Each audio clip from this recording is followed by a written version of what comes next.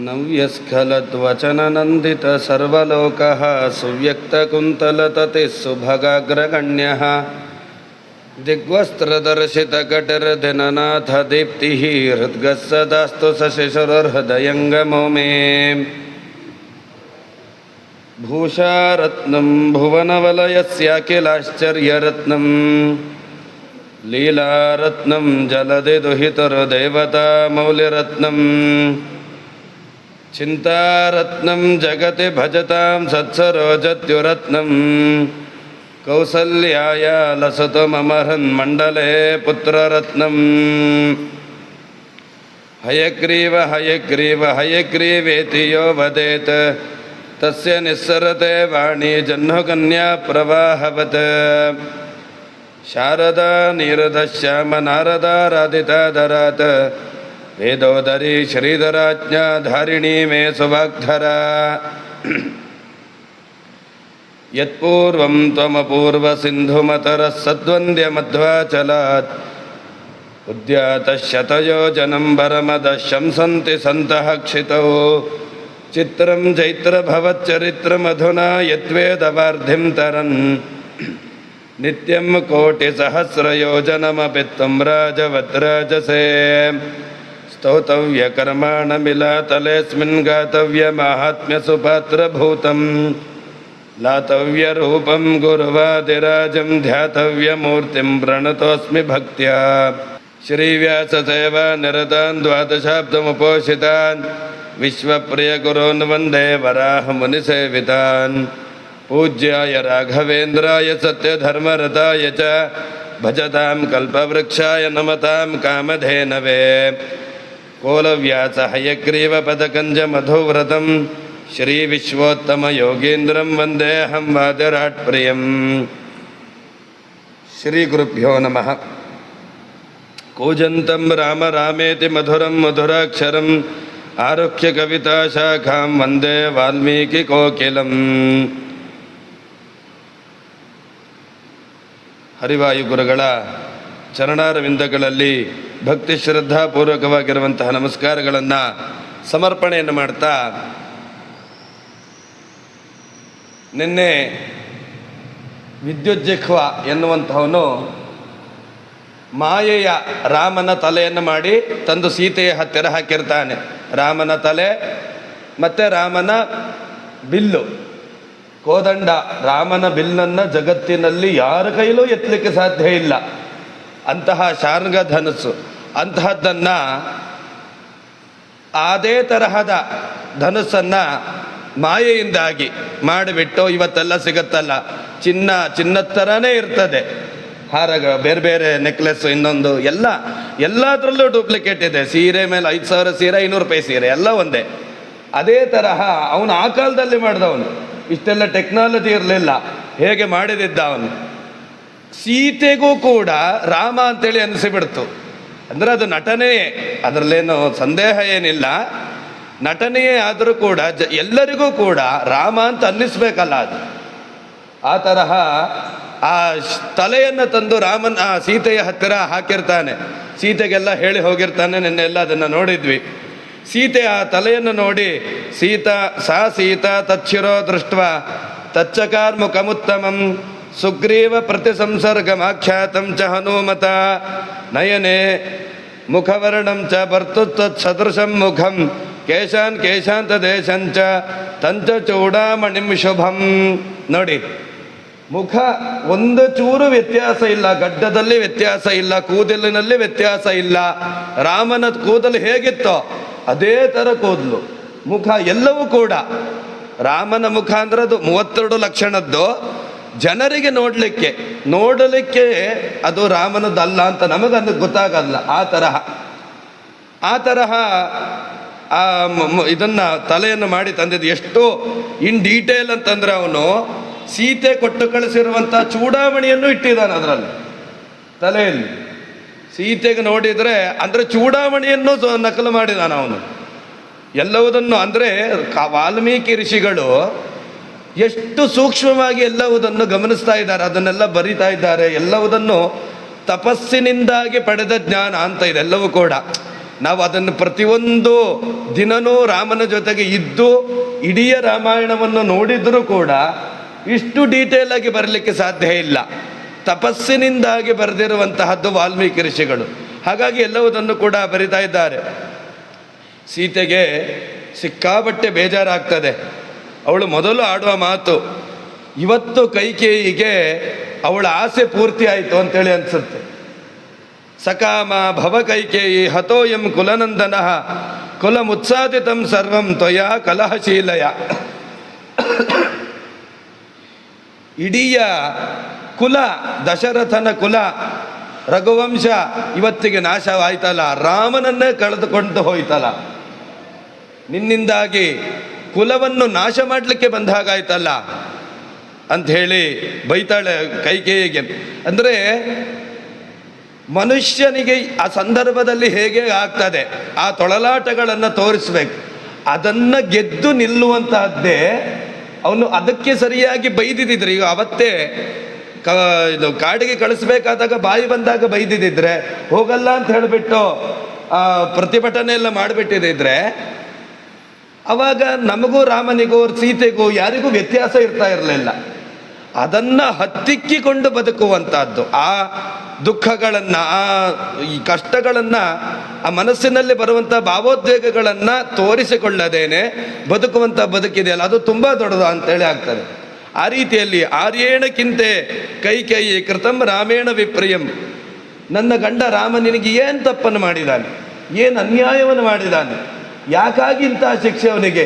ಯಾರೂ ಇಲ್ಲದ ಸ್ಥಿತಿಯಲ್ಲಿ, ಅವರ ಕಡೆಯವರು ಯಾರೂ ಇಲ್ಲ, ರಾವಣನ ಹತ್ತಿರ, ಲಂಕೆಯ ಹತ್ತಿರ ಬಂದು ತಲೆ ಕಡಿದುಕೊಂಡು ಬೀಳುವ ಪರಿಸ್ಥಿತಿ ಬಂದಿದೆಯಲ್ಲ, ಅಂತಹ ಘೋರ ಕೆಲಸವನ್ನು ಏನು ಮಾಡಿದ್ದಾನೆ? ಯದ್ಗ್ರಹ ಚೀರವಸನಂ ದತ್ವ ಪ್ರವ್ರಾಜಿತೋವನಂ. ನಾರು ಮಡಿಯನ್ನು ಉಟ್ಟು ನಿತ್ತ ಜಾಗದಿಂದಾಗಿ ಹೊರಡಲಿಕ್ಕೆ ಹೇಳಿದೆಯಲ್ಲ, ಏನಂತಹ ತಪ್ಪನ್ನು ಮಾಡಿದ್ದ ಅಂತ ತುಂಬ ದುಃಖವನ್ನು ಪಡಿತಾಳೆ. ಅಲ್ಲಿ ಹೇಳ್ತಾರೆ, ಎಷ್ಟು ಜನರ ಮಾತು ಸುಳ್ಳಾಯಿತು. ದೈವಜ್ಞರು ಅಂತಂದರೆ ಜ್ಯೋತಿಷಿಗಳು, ಅವರೆಲ್ಲರೂ ಕೂಡ ರಾಮನಿಗೆ ಬಹಳ ದೀರ್ಘವಾದಂಥ ಆಯುಷ್ಯ ಇದೆ ಅಂತೇಳಿ ಹೇಳಿದರು. ಆದರೆ ಇವತ್ತು ಇಷ್ಟು ಸಣ್ಣ ವಯಸ್ಸಿನಲ್ಲಿ ರಾಮ ಸತ್ತು ಹೋಗಿದ್ದಾನೆ, ರಾಮ ಇಲ್ಲ. ಅವರಿಗೂ ಕೂಡ ಅಂದರೆ ಒಂದು ದೊಡ್ಡ ಘಟನೆ. ಇವತ್ತು ನಾವು ಹೇಳ್ತೇವೆ ಜ್ಯೋತಿಷಿಗಳು ನಮ್ಗೆ ಅವರು ಹೇಳಿದ್ದು ಏನು ಆಗಲಿಲ್ಲ ಮಾರ, ಎಲ್ರಿಗೂ ಆಗಿ ನಮಗೇನಾಗಲಿಲ್ಲ. ಎಷ್ಟೋ ಎಲ್ಲ ಡಾಕ್ಟರ್ಗಳು ಎಲ್ರಿಗೂ ಮದ್ದನ್ನು ಒಳ್ಳೆಯದನ್ನು ಕೊಡಲಿಕ್ಕೆ ಸಾಧ್ಯ ಇಲ್ಲ. ಎಲ್ಲ ಜ್ಯೋತಿಷಿಗಳು ಕೂಡ ಎಲ್ಲರಿಗೂ ಸರಿಯಾದದ್ದನ್ನೇ ಹೇಳಲಿಕ್ಕೆ ಸಾಧ್ಯ ಇಲ್ಲ. ಆ ಜ್ಯೋತಿಷಿಗಳೇ ಆ ಸಂದರ್ಭದಲ್ಲಿ ನಿಮ್ಮ ಜಾತಕವನ್ನು ನೋಡಿದರೆ ಅದನ್ನು ಹೊಳಸದೇ ಇರ್ಬೋದು, ಅದು ಕಾಣದೇ ಇರ್ಬೋದು, ಅವರಿಗೆ ಆ ಪರಿಸ್ಥಿತಿ ಆಗ್ತದೆ. ಅವರೇನು ಸರ್ವಜ್ಞರ ಅಲ್ಲ. ಇನ್ನೊಂದು ಸತಿ ಹೋದಾಗ ಅದೇ ಅವರಿಗೂ ಕಂಡಿರ್ತದೆ, ಕೆಲವು ಸತಿ ಆಗಾಗೋ ಸಾಧ್ಯತೆ ಇದೆ. ಎಲ್ಲವೂ ಕೂಡ ನಮ್ಮ ಪ್ರಾರಬ್ಧಕ್ಕೆ ಸಂಬಂಧಪಟ್ಟಿರುವಂತಹದ್ದು. ಅವಳು ಹೇಳ್ತಾಳೆ, ಎಂಥವ್ರಿ ಅಥವಾ ನಶ್ಯತಿ ಪ್ರಾಜ್ಞಸ್ಯಾಪಿ ಸತಸ್ತವ. ಎಂಥವರಿಗೂ ಕೆಲವು ಸತಿ ಬುದ್ಧಿ ಹಾಳಾಗ್ತದಲ್ವಾ, ಬುದ್ಧಿ ಏನು ಹೊಳೆಯದೇ ಇರುವ ಪರಿಸ್ಥಿತಿ ಇರುತ್ತಲ್ವಾ, ಆ ಥರ ಆಗಿರ್ಬೋದು ಅಂತ ಹೇಳಿಬಿಟ್ಟು ತುಂಬ ದುಃಖ ಪಡ್ತಾಳೆ.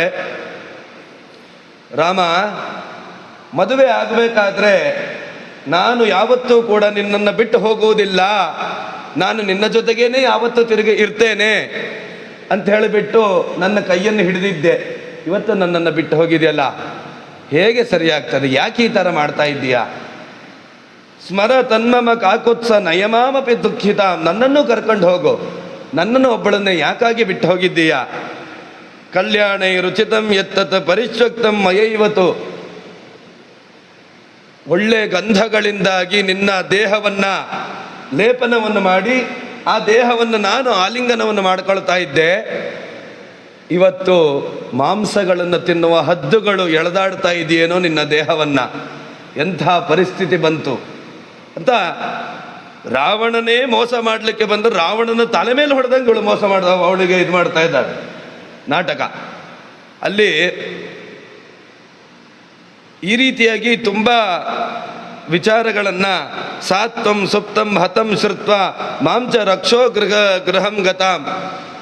ಬರಬೇಕಾದ್ರೆ 3 ಜನ ನಾವು ಬಂದಿದ್ದೇವೆ, ಹೋಗಬೇಕಾದ್ರೆ ಲಕ್ಷ್ಮಣ ಒಬ್ಬನೇ ಹೋಗಬೇಕಾಗತ್ತೆ. ಸುಮಿತ್ರೆ ಕೌಸಲ್ಯ ಕೇಳಿದ್ರೆ ನನ್ನ ಗಂಡ ನನ್ನ ಮಗ ನನ್ನ ಸೊಸೆ ಎಲ್ಲಿ ಅಂತ ಕೇಳಿದ್ರೆ ಅವನು ಏನು ಹೇಳ್ತಾನೆ ಪಾಪ. ಅಕಸ್ಮಾತ್ ಅವನು ಈ ಥರ ಸತ್ತು ಹೋದ, ಇವಳನ್ನು ಎತ್ಕೊಂಡು ಹೋಗಿದ್ದಾರೆ, ಅವಳು ರಾಕ್ಷಸರ ಮಧ್ಯದಲ್ಲಿ ಇದ್ದಾಳೆ ಅಂತೇಳಿ ಅಂದರೆ ಆ ಕೌಸಲ್ಯ ಹೃದಯ ಒಡೆದು ಹೋಗಲ್ವಾ? ಅವಳು ಹೇಗೆ ಬದುಕಿರಬೇಕು ಅಂತ ಹೇಳಿಬಿಟ್ಟು ತುಂಬ ನೂನಮನ್ಯ ಮಯ ಜಾತಿಂ ವಾರಿತಂ ದಾನಮುತ್ತಮಂ ಯಾಮಹಂ ಅದ್ಯೇಹ ಶೋಚಾಮಿ ಭಾರ್ಯ ಸರ್ವ ತಿಥೇರಪಿ. ಅವಳು ಕೂಡ ಹೇಳ್ತಾಳೆ, ನಾನು ಬಂದಿದ್ರಿಂದಲೇನೆ ರಾಮನಿಗಿಂತಹ ಪರಿಸ್ಥಿತಿ ಬಂತಲ್ವಾ. ನಾನು ಒಂದು ವೇಳೆ ರಾಮನನ್ನು ಮದುವೆ ಆಗ್ತಿದ್ದಿದ್ರೆ ರಾಮ ಈ ತರಹ ಯಾರ್ದೋ ಮನೆ ಎದುರುಗಡೆ ಗುತ್ತು ಗುರಿ ಇಲ್ಲದೆ ಸಾಯುವ ಪರಿಸ್ಥಿತಿ ಬರ್ತಿರ್ಲಿಲ್ಲ ಅಲ್ವಾ. ನಾನವತ್ತು ಅಲ್ಲಿ ಅವಳನ್ನ ಜಿಂಕೆ ಬೇಕು, ಅದು ಬೇಕು, ಇದು ಬೇಕು ಅಂತ ಕೇಳಿದೆ, ಅವನಾಗೆ ಹೋದ. ನನ್ನನ್ನು ಕಟ್ಕೊಂಡಿದ್ದಕ್ಕೆ ರಾಮನಿಗೆ ಇಂತಹ ಪರಿಸ್ಥಿತಿ ಬಂತಲ್ವಾ ಅಂತ ಅವಳ ಬಗ್ಗೆನೂ ಅವಳು ಹೇಳ್ತಾ ಹೋಗ್ತಾಳೆ. ಅದರಿಂದಾಗಿ ಅನಂತರದಲ್ಲಿ ಈ ಸಂದರ್ಭದಲ್ಲಿ ರಾವಣನ ಹತ್ತಿರ ಪ್ರಹಸ್ತ ಕರಿತಾ ಇದ್ದಾನೆ ಅಂತ ಒಬ್ಬ ಭಟ್ಟ ಬಂದು ಹೇಳ್ತಾನೆ. ರಾವಣ ಬಿಟ್ಟು ಹೋಗ್ತಾನೆ. ರಾವಣ ಬಿಟ್ಟು ಅಲ್ಲಿಂದ ಹೋದಾಗ ಸರಮ ಎನ್ನುವಂತಹವಳು ಸೀತೆ ಹತ್ರ ಬರ್ತಾಳೆ. ಸರಮ ಅಂದರೆ ಯಾರು? ವಿಭೀಷಣನ ಹೆಂಡತಿ. ವಿಭೀಷಣ ಹೆಂಡತಿಯನ್ನು ಬಿಟ್ಟು ರಾಮನ ಹತ್ರ ಹೋಗಿರ್ತಾನೆ, ಹಿಂದೆ ನಾವು ನೋಡಿದ್ವಿ. ಹೆಂಡತಿ ಮಾತ್ರ ಇಲ್ಲಿದ್ದಾಳೆ, ರಾವಣನಿಗೆ ಹೆದರ್ಕೊಂಡಿದ್ದಾಳೆ. ಮುಂದೆ ಇದೆಲ್ಲವೂ ಕೂಡ ರಾಮ ಬರ್ತಾನೆ ಎನ್ನುವ ವಿಶ್ವಾಸವು ಅವಳಿಗೂ ಕೂಡ ಇದೆ. ಸರಮೆ ಬಂದು ಸೀತೆ ಹತ್ರ ಬಂದು ಹೇಳ್ತಾ ಇದ್ದಾಳೆ, ನೋಡು, ನನಗೆ ಎಲ್ಲವೂ ಕೂಡ ಗೊತ್ತಾಗಿದೆ. ನಾನು ಎಲ್ಲವನ್ನೂ ಕೂಡ ಆ ಒಂದು ವೃಕ್ಷದ ಹಿಂದೆ ನಿಂತು ರಾವಣ ಏನು ಹೇಳ್ತಾ ಇದ್ದಾನೆ, ನೀನು ರಾವಣನಿಗೆ ಏನು ಹೇಳಿದೆ ಎಲ್ಲವನ್ನು ನಾನು ತಿಳ್ಕೊಂಡಿದ್ದೇನೆ. ಹಾಗಾಗಿ ಏನೇನು ಆಗ್ತಾ ಇದೆ ಅಂತ ನನಗೆ ಗೊತ್ತಿದೆ. ನೀನು ಹೆದರ್ಕೊಳ್ಬೇಡ. ರಾಮನನ್ನು ಸಂಹಾರ ಮಾಡುವಂತಹ ಶಕ್ತಿ ಭೂಲೋಕದಲ್ಲಿ 3 ಲೋಕದಲ್ಲಿ ಅಲ್ಲ 14 ಲೋಕದಲ್ಲಿ ಯಾರೂ ಕೂಡ ಇಲ್ಲ. ರಾಮನಿಗೆ ಏನೂ ಕೂಡ ಆಗಲಿಕ್ಕೆ ಸಾಧ್ಯವೇ ಇಲ್ಲ. ನೀನು ಹೆದರ್ಕೊಳ್ಬೇಡ, ಅವನಿಗೇನೂ ಆಗಿಲ್ಲ. ನನಗೆ ಗೊತ್ತಿದೆ ಇವರೆಲ್ಲರೂ ಕೂಡ ದುಷ್ಟವಾಗಿ ಈ ರೀತಿಯಾಗಿ ನಿನಗೆ ಮೋಸ ಮಾಡಲಿಕ್ಕೋಸ್ಕರವಾಗಿ ಈ ಥರ ಮಾಡ್ತಾ ಇದ್ದಾರೆ. ಏನೇನು ಅನ್ಯಾಯ ಮಾಡಬಹುದು ಅದನ್ನೆಲ್ಲ ನಿನಗೆ ಮಾಡಲಿಕ್ಕೆ ಪ್ರಯತ್ನವನ್ನು ಮಾಡ್ತಾ ಇದ್ದಾರೆ. ಅಚಿರಾನ್ ಮೋಕ್ಷಸೆ ಸೀತೆ ದೇವಿತೆ ಜಗನಂ ಗತಾಂ ಧೃತಮೇತಾಂ ಬಹೂನ್ ಮಾಸಾನ್ ವೇಣೀಂ ರಾಮೋ ಮಹಾಬಲಃ. ನೀನು ಇಷ್ಟು ದಿನ ತಲೆ ಕೂದಲನ್ನು ಬಿಟ್ಟಿದೀಯಾ, ಅದು ಸಿಕ್ಕಾಗಿ ಗಂಟಾಗೋಗಿದೆ. ಅದನ್ನು ಬಾಚಿ ಕಟ್ಟಲಿಕ್ಕೆ ಮತ್ತೆ ರಾಮ ಬಂದೇ ಬರ್ತಾನೆ. ನೀನು ತಲೆ ಕೆಡಿಸ್ಕೊಳ್ಬೇಡ, ಏನೂ ಆಗಲ್ಲ ಅಂತ ಅಷ್ಟು ಪರಿಯಲ್ಲಿ ಹೇಳ್ತಾನೆ. ಅನಂತರದಲ್ಲಿ ಸೀತೆ ಸರಮೆಗೆ ಹೇಳ್ತಾಳೆ, ನೀನು ನನಗೇನಾದರೂ ಒಂದು ಉಪಕಾರ ಮಾಡ್ಬೋದು ಅಂತ ಆದರೆ ರಾವಣ ಏನೇನು ಆಲೋಚನೆ ಮಾಡ್ತಾ ಇದ್ದಾನೆ ಅಂತ ಹೋಗಿ ನೋಡ್ಕೊಂಡು ಬಾ. ಯಾಕೆ? ರಾವಣ ಸಿಕ್ಕಾಬಟ್ಟೆ ದುಷ್ಟ. ರಾವಣ ಮಾಯಿಯಿಂದಾಗಿ ಆದರೂ ಏನನ್ನಾದರೂ ಮಾಡ್ಬೋದು ಅವನು. ಹಾಗಾಗಿ ನೀನು ಅವನ ಹತ್ರ ಹೋಗಿ ಅವನೇನು ಮಂತ್ರಾಲೋಚನೆಯನ್ನು ಮಾಡ್ತಾನೆ ಅದನ್ನೆಲ್ಲವನ್ನು ತಿಳ್ಕೊಂಡು ಬಾ ಅಂತೆಲ್ಲ ಹೇಳ್ತಾರೆ. ಅನಂತರದಲ್ಲಿ ಮಾಲ್ಯವಂತ ಅಂತ ರಾವಣನ ಮಾತಾಮಹ, ರಾವಣನ ಅಜ್ಜ, ತಾಯಿಯ ತಂದೆ, ಅವನು ಬಾಯಿಗೆ ಬಂದ ಹಾಗೆ ರಾವಣನಿಗೆ ಬೈತಾನೆ, ಮಗು ನೀನು ಮಾಡ್ತಾ ಇರುವಂಥದ್ದು ಸರಿಯಲ್ಲ, ರಾಮನನ್ನು ಎದುರು ಹಾಕೊಳ್ಳಬೇಡ, ಇದು ಆಗುವ ಹೋಗುವ ಕೆಲಸ ಅಲ್ಲ ಅಂತ ಹೇಳಿಬಿಟ್ಟು ತುಂಬ ಪರಿಯಾಗಿ ಅಧರ್ಮ ಪ್ರಗೃಹೀತಶ್ಚ ತೇನ ಅಸ್ಮತ್ ಬಲಿನ ಪರೆ, ಅಧರ್ಮವನ್ನು ನೀನು ಮಾಡ್ತಾ ಇದ್ದೀಯ, ರಾಜ ಮಾಡಬಾರ್ದ ಕೆಲಸಗಳನ್ನೆಲ್ಲವನ್ನು ಮಾಡ್ತಾ ಇದ್ದೀಯ, ಹಾಗಿರಬೇಡ ಅಂತೆಲ್ಲ ಅವನು ತುಂಬ ಹೇಳ್ತಾನೆ. ಅಜ್ಜನನ್ನೇ ಧಿಕ್ಕರಿಸ್ತಾನೆ ಅವನು. ಅಜ್ಜನನ್ನು ನಿನಗೆ ತಲೆ ಸರಿ ಇಲ್ಲ, ನನ್ನ ಹತ್ರ ಬಂದು ಇಂತಹ ಮಾತಾಡ್ತಾ ಇದೀಯಾ ಅಂತ ಹೇಳಿಬಿಟ್ಟು ಕಳಿಸಿ ಅಜ್ಜನನ್ನು ಓಡಿಸಿ ತನ್ನ ಲಂಕಾಪಟ್ಟಣಕ್ಕೆ 4 ದಿಕ್ಕುಗಳಲ್ಲಿ ಬೇರೆ ಬೇರೆ ತನ್ನ ಬಲಿಷ್ಠ ರಾಕ್ಷಸರನ್ನೆಲ್ಲರನ್ನು ಕೂಡ ಕಾವಲಿಗಿಡ್ತಾನೆ ರಾವಣ. ವೀರದ್ವೇಷೇಣ ವಾ ಶಂಕೆ ಪಕ್ಷಪಾತೇನ ವಾರಿಪೋಹೋ ತ್ವಯಾಹಂ ಪರುಷಾಣ್ಯುಕ್ತ ಪರ ಪ್ರೋತ್ಸಾಹನೇನವ. ಅವನು ಹೇಳ್ತಾರೆ, ಮಾಲ್ಯವಂತನಿಗೆ ಇವನು ರಾವಣ ಹೇಳುವಂತಹದ್ದು, ಯಾಕೆ ಈ ಥರ ಮಾತಾಡ್ತಾ ಇದೀಯಾ, ನಮ್ಮಲ್ಲಿ ಒಬ್ಬ ವೀರ ಹುಟ್ಟಿದ್ದಾನೆ ಅಂತ ನಿನಗೆ ಅಸೂಯವ, ಅಥವಾ ಬೇರೆಯವರು ಎಂಜಲ ಕಾಸನ್ನು ತಿಂದುಕೊಂಡು ಈ ಥರ ಬಂದು ಮಾತಾಡ್ತಾ ಇದೆಯಾ? ಏನಕ್ಕೋಸ್ಕರ ಈ ಥರ ಮಾತಾಡ್ತಾ ಇದೆಯಾ? ನನ್ನ ಸಾಮರ್ಥ್ಯ ಏನು ಅಂತ ಗೊತ್ತಿಲ್ಲ ನಿನಗೆ ಅಂತ ಬೈದಿರ್ತಾನೆ. ಅನಂತರದಲ್ಲಿ ಪೂರ್ವ ದಿಕ್ಕಿನಲ್ಲಿ ಪ್ರಹಸ್ತ, ರಾವಣನ ಬಹಳ ಬಲಿಷ್ಠನಾಗಿರುವಂತಹ ಸೇನಾಧ್ಯಕ್ಷ ಪ್ರಹಸ್ತನನ್ನ ಪೂರ್ವದ ದ್ವಾರದಲ್ಲಿ ರಾವಣ ನಿಯೋಜನೆ ಮಾಡ್ತಾನೆ.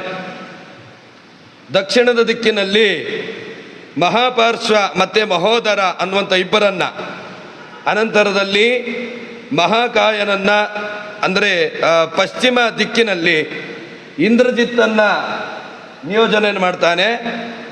ಉತ್ತರದ ದಿಕ್ಕಿನಲ್ಲಿ ಸ್ವಯಂ ರಾವಣನೇ ಹೋಗಿ ನಿಂತ್ಕೊಳ್ತಾನೆ. ಆ ಉತ್ತರದ ದಿಕ್ಕಿನಲ್ಲಿ 36 ಕೋಟಿ ಸಂಖ್ಯೆಯಲ್ಲಿ ರಾಕ್ಷಸರು ಎಲ್ಲರೂ ಕೂಡ ಕೋಟಿ ಕೋಟಿ ಸಂಖ್ಯೆಯಲ್ಲಿ ಬಂದು ನಿಂತಿರ್ತಾರೆ. ಅನಂತರದ ಈ ಎಲ್ಲ ವಿಚಾರಗಳನ್ನು ವಿಭೀಷಣ ರಾವಣನಿಗೆ ನಿರೂಪಣೆಯನ್ನು ಮಾಡ್ತಾನೆ. ರಾಮನಿಗೆ ವಿಭೀಷಣ ಬಂದು ರಾಮನಿಗೆ ರಾವಣ ಹೇಗೆಲ್ಲ ವ್ಯವಸ್ಥೆಯನ್ನು ಮಾಡಿದ್ದಾನೆ ಅನ್ನುವಂತಹ ವಿಚಾರಗಳನ್ನು ನಿರೂಪಣೆಯನ್ನು ಮಾಡಿ, ಅನಂತರದಲ್ಲಿ ಅಲ್ಲಿ ರಾಮನು ಕೂಡ ಯಾವ ರೀತಿಯಾಗಿ ಲಂಕೆಗೆ ಯಾರ್ಯಾರನ್ನು ಯಾವ್ಯಾವ ದಿಕ್ಕಿನಲ್ಲಿ ಕಳಿಸ್ಬೇಕು ಅಂತ, ಪೂರ್ವದ್ವಾರದಲ್ಲಿ ಪೂರ್ವದ್ವಾರದಲ್ಲಿ ಅಲ್ಲಿ ಪ್ರಹಸ್ತ ಇದ್ದಾಗ ಇಲ್ಲಿ ನೀಲನನ್ನು ಕಳಿಸಿಕೊಡ್ತಾನೆ.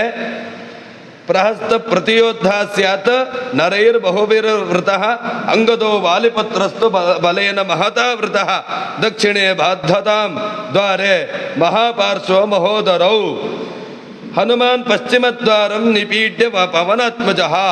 ದಕ್ಷಿಣದ ದಿಕ್ಕಿಗೆ ಅಂಗದನನ್ನು ಕಳಿಸಿಕೊಡ್ತಾನೆ, ಪಶ್ಚಿಮದ ದಿಕ್ಕಿಗೆ ಯಾರನ್ನು ಕಳಿಸಿಕೊಡ್ತಾನೆ ಅಂತೇಳಿ ಹೇಳಿದರೆ ಹನುಮಂತನನ್ನ ಕಳಿಸಿಕೊಡ್ತಾನೆ. ಅಲ್ಲಿ ಇಂದ್ರಜಿತ್ ಬಂದಿರ್ತಾನೆ, ಇಂದ್ರಜಿತ್ತಿಗೆ ಎದುರಿಗೆ ಹನುಮಂತನನ್ನು ಕಳಿಸಿಕೊಡ್ತಾನೆ. ಯಾಕೆ? ಇಂದ್ರಜಿತ್ತಿಗೆ ಹನುಮಂತನ ಬಲ ಗೊತ್ತಿದೆ. ಹನುಮಂತ ಬಂದಿದ್ದಾನೆ ಅಂತ ಹೇಳಿದ್ರು ಕೂಡಲೇ ಇಂದ್ರಜಿತ್ತ ಜಾಗ ಖಾಲಿ ಮಾಡ್ತಾನೆ, ಅವನು ನಿಂತ್ಕೊಳ್ಳಿಕ್ಕಾಗಲ್ಲ. ಇಲ್ಲಿ ಇವರಿಬ್ಬರನ್ನು ಕೂಡ ಪ್ರಹಸ್ತನನ್ನ ಮತ್ತೆ ಇವನನ್ನ ಸಂಹಾರ ಮಾಡಬೇಕು, ಮಹೋದರ ಮಹಾಪಾರ್ಶ್ವಗಳನ್ನ ಸಂಹಾರ ಮಾಡಬೇಕು ಅಂತ ಅಂಗದನನ್ನ ಮತ್ತೆ ನೀಲನನ್ನ ಹಾಕ್ತಾನೆ. ಸ್ವಯಂ ರಾಮನೇ ಉತ್ತರದ ದಿಕ್ಕಿನಲ್ಲಿ ಅವನು ಹೋಗ್ತಾ ಇದ್ದಾನೆ. ರಾವಣ ಇದ್ದ ದಿಕ್ಕಿಗೆ ರಾಮ ಹೋಗ್ತಾ ಇದ್ದಾನೆ. ಅನಂತರದಲ್ಲಿ ರಾಕ್ಷಸೇಂದ್ರಾನುಜಶ್ಚೈವ ಗುಲ್ಮೆ ಭವತು ಮಧ್ಯಮೆ ನಚೈವ ಮಾನುಷಂ ರೂಪಂ ಕಾರ್ಯಂ ಹರಿಬಿರಾಹವೇ. ರಾಮ ಹೇಳುವಂತಹದ್ದು, ಯಾರೂ ಕೂಡ ನೀವು ಮನುಷ್ಯರ ರೂಪವನ್ನು ತೆಗೆದುಕೊಂಡು ಯುದ್ಧ ಮಾಡಬಾರ್ದು. ಕಪಿಗಳು ಕಪಿಗಳಾಗೇ ಇರಬೇಕು, ನೀವು ಯಾವತ್ತೂ ಕೂಡ ಮನುಷ್ಯರಾಗಬಾರ್ದು. ಮನುಷ್ಯರ ರೂಪದಲ್ಲಿ, ಅಂದರೆ ರಾಕ್ಷಸರ ರೂಪ ಅಥವಾ ಮನುಷ್ಯರ ರೂಪ ಬೇರೆ ರೂಪವನ್ನು ತೆಗೆದುಕೊಂಡ್ರೆ ನಾವು ನಿಮ್ಮನ್ನೇ ಸಂಹಾರ ಮಾಡುವ ಸಾಧ್ಯತೆ ಇರುತ್ತೆ. ಹಾಗಾಗಿ ಅಂತಹದ್ದನ್ನು ಮಾಡಬೇಡಿ. ಕಪಿಗಳಿಗೆ ಆ ಸಾಮರ್ಥ್ಯ ಇದೆ ಅಲ್ಲ. ಒಂದು ವೇಳೆ ರಾಕ್ಷಸರೇ ಅಂತಹ ರೂಪವನ್ನು ಕಪಿಗಳ ರೂಪವನ್ನು ತೆಗೆದುಕೊಂಡ್ರೆ ಏನು ಮಾಡಬೇಕು? ರಾಕ್ಷಸರು ಕಪಿಗಳಾಗ್ಬೋದಲ್ವಾ? ಅವ್ರಿಗೆ ಎಷ್ಟಾಕತ್ತಿದೆಯಲ್ವ ಕೇಳಿದ್ರೆ, ರಾಕ್ಷಸರಿಗೆ ಅಹಂಕಾರ ಜಾಸ್ತಿ. ಯಕ್ಕಶ್ಚಿತ್ ಕಪಿಯಾಗಿ ನಾನು ಯಾಕೆ ಹೋಗ್ಬೇಕು? ಹೋಗಲ್ಲ. ಅಂದರೆ ಅಹಂಕಾರ ಎಷ್ಟರ ಮಟ್ಟಿಗೆ ನಮಗೆ ಬಾಧಕವನ್ನು ಉಂಟು ಮಾಡುತ್ತೆ ಅಂತ ಕೊನೆ ತನಕ ಈ ಅಹಂಕಾರದಲ್ಲೇ ಸಾಯ್ತಾರೆ ಅವರು. ಆದರೆ ಇವನು ರಾಮ ಕ್ಲಿಯರ್ ಕಟ್ಟಾಗಿ ಹೇಳಿರ್ತಾರೆ, ನೀವು ಮಾತ್ರ ಕಪಿಗಳಾಗೇ ಇರಬೇಕು. ನಾವು 7 ಜನ ಮಾತ್ರ, ನಾನೊಂದು ಅಂದರೆ ನಾನು ರಾಮ ಮತ್ತೆ ಲಕ್ಷ್ಮಣ ಮತ್ತೆ ವಿಭೀಷಣ. ವಿಭೀಷಣನಿಗೆ ಇದ್ದ 4 ಜನ ಅವನ ಜೊತೆಗೆ ಬಂದ ಅವನ ಸಹಚರರು. ಒಟ್ಟು 7 ಜನ ನಾವು ಮಾತ್ರ ಮನುಷ್ಯರಾಗಿ ಯುದ್ಧ ಮಾಡ್ತೇವೆ. ಉಳಿದ ನೀವು ಅಷ್ಟೂ ಜನ ಕಪಿಗಳಾಗೇನೆ ಇರಬೇಕು. ಇದೇ ನಮಗೆ ಗುಟ್ಟು. ಏಷ ಭವತು ಸನ್ಯಾನೋ ಯುದ್ಧೇಸ್ಮಿನ್ ವಾನರೇ ಬಲೆ ವಾನರ ಏವ ನಿಶ್ಚಿನ್ನಂ ಸ್ವಜನೇಸ್ಮಿನ್ ಭವಿಷ್ಯತಿ ಅಂತ ಹೇಳಿ, ಅನಂತರದಲ್ಲಿ ಇವರಷ್ಟೂ ಜನ ಸುವೇಲ ಎನ್ನುವಂತಹ ಒಂದು ಪರ್ವತವನ್ನ ಏರ್ತಾರೆ. ಅಲ್ಲಿ ಪರ್ವತದವನ್ನು ಏರಿದರೆ, ಹತ್ತಿದರೆ ಅಲ್ಲಿ ನೇರವಾಗಿ ಲಂಕಾಪಟ್ಟಣ ಹೇಗಿದೆ, ಎಷ್ಟು ದೊಡ್ಡದು, ಏನು ಕತೆ, ಅಲ್ಲಿ ಯಾರ್ಯಾರು ಎಲ್ಲೆಲ್ಲಿದ್ದಾರೆ ಎಲ್ಲವೂ ಗೊತ್ತಾಗುತ್ತೆ. ಆ ತರಹ ಪರ್ವತವನ್ನು ಹತ್ತಿ ನೋಡ್ಲಿಕ್ಕೆ ಹೋಗ್ತಾರೆ. ರಾಮ ಹೋಗ್ತಾನೆ, ಸುಗ್ರೀವ ಹೋಗ್ತಾರೆ. ಅವರು ಎಲ್ಲ ಹೋದ ನಂತರದಲ್ಲಿ ಲಂಕೆ ಎಷ್ಟು ಅದ್ಭುತವಾಗಿತ್ತು ಇವರಿಗೆ ನೋಡಿ ವಿಸ್ಮಯ. ಅಷ್ಟು ಚಂದದ ಲಂಕೆ, ತುಂಬ ವರ್ಣನೆ ಇದೆ. ಸಮ ಸೌಮ್ಯಾನಿ ರಮ್ಯಾಣಿ ವಿಶಾಲಾನ್ಯಾಯುತಾನಿ ಚ ದೃಷ್ಟಿರಮ್ಯಾಣಿ ತೇ ದೃಷ್ಟ ಬಭೂವರು ಜಾತ ವಿಸ್ಮಯಾ. ಸಮದಟ್ಟಾಗಿರುವಂತಹ ವಿಶಾಲವಾಗಿರುವಂತಹ ಉದ್ಯಾನಗಳು, ಎಂತೆಂಥ ಹೂವುಗಳು, ಎಲ್ಲೂ ಜಗತ್ತಿನಲ್ಲಿ ಇಲ್ಲದೇ ಇರುವಂತಹ ಹೂವುಗಳಲ್ಲಿ ಅಷ್ಟು ಸುಗಂಧ ಅಂದರೆ ಅಷ್ಟು ಸುಗಂಧ. ಚಂಪಕ ಶೋಕ ಪನ್ನಾಗ ಸಾಲತಾಲ ಸಮಾಕುಲ ತಮಾಲ ವನಸಂಚನ್ನ ನಾಗಮಾಲ ಸಮಾವೃತ ಅಂತ ಶುಶುಭೆ ಪುಷ್ಪಿತಾಗ್ರೈಶ್ಚ ಲತಾ ಪರಿಗತೈರ್ಧ್ರುಮೈ ಲಂಕಾ ಬಹುವಿಧೈರ್ದಿವ್ಯೈ ಯಥೇಂದ್ರಸ್ಯ ಅಮರಾವತಿ. ಇಂದ್ರದೇವರ ಅಮರಾವತಿ ಅಂತೆ ಲಂಕಾಪಟ್ಟಣ ಇದ್ದಿತ್ತು. ಅಷ್ಟು ಚಂದ. ಇಂತಹ ಒಂದು ಸೃಷ್ಟಿ ಇಲ್ಲಿದೆಯಾ ಅಂತ ಇವರಿಗೆಲ್ಲ ಆಶ್ಚರ್ಯ. ಸರಿ ಅಂತ ಅವರೆಲ್ಲರೂ ಕೂಡ ಹತ್ತಿ ನೋಡ್ತಾರೆ. ತುಂಬ ರಾವಣಸ್ಯ ಪುರೀಂ ರಾಮೋ ದದರ್ಶ ಸಹ ವಾನರೈ ತಾಂ ಮಹಾಗ್ರಹ ಸಂಬಾಧಾಂ ದೃಷ್ಟ ಲಕ್ಷಣಪೌರಜ ನಗರೀಂ ಅಮರ ಪ್ರಖ್ಯೋ ವಿಸ್ಮಯಂ ಪ್ರಾಪವೀರ್ಯವಾನ್ ತಾಂ ರತ್ನಪೂರ್ಣಾಂ ಬಹು ಸಂವಿಧಾನಾಂ ಪ್ರಸಾದ ಮಾಲಾಭಿರಲಂಕೃತಾಂಚ ಪುರೀಂ ಮಹಾಯಂತ್ರ ಕವಾಟ ಮುಖ್ಯ ದದರ್ಶ ರಾಮೋ ಮಹತಾ ಬಲೇನ. ನೋಡಲಿಕ್ಕೆ ಚಂದ ಇಲ್ವಾ? ಅದ್ಭುತವಾಗಿದೆ. ಸೆಕ್ಯೂರಿಟಿ, ಹೈ ಸೆಕ್ಯೂರಿಟಿ, ಎಲ್ಲ ಕಡೆಯಲ್ಲೂ ಯಂತ್ರಗಳಿದೆ, ರಾಕ್ಷಸರಿದ್ದಾರೆ, ಬೇಕಾದಂಥ ಆಯುಧಗಳಿದೆ. ಅಂಥ ಆಯುಧಗಳು ಇವೆಲ್ಲವೂ ಆ ಲಂಕೆಗೆ ಇದೆ. ಅನಂತರದಲ್ಲಿ ಸುವೇಲ ಪರ್ವತದಲ್ಲಿ ಇವರೆಲ್ಲರೂ ಹತ್ತಿ ಹೋಗಿ ನಿಂತು ನೋಡ್ತಾ ಇರಬೇಕಾದ್ರೆ ರಾವಣ ಒಂದು ದೊಡ್ಡ ಪ್ರಾಸಾದ, ಒಂದು ದೊಡ್ಡ ಬಾಲ್ಕನಿ ಅಂತೇಳಿ ಹೇಳ್ಬೋದು ನಾವು. ಎತ್ತರದ ಬಿಲ್ಡಿಂಗು ಶಿಖರ, ಅದ್ರ ಮೇಲ್ಗಡೆ ಇರುವ ಬಾಲ್ಕನಿಯಲ್ಲಿ ರಾವಣ ಕೂತಿರ್ತಾನೆ.